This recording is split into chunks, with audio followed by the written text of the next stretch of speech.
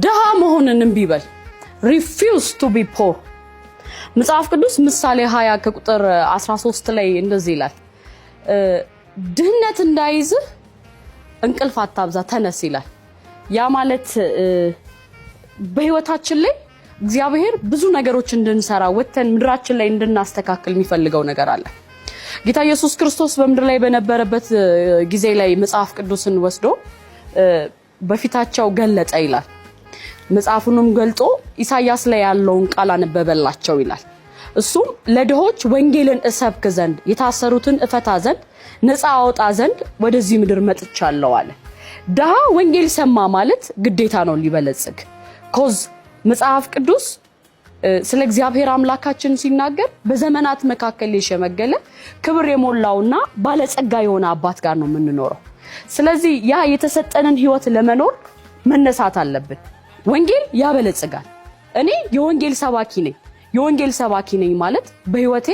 እግዚአብሔር ያደረገልኝን ስናገር ያ ቃል የተናገረልን ይህ ቃል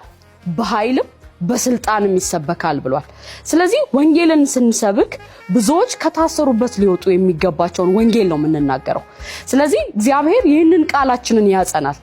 ዛሬም ደግሞ ወጣት ሆናችሁ ሴት ወንዶች ለምትተኙ ሰዎች ንቁላችኋለሁ ምክንያቱም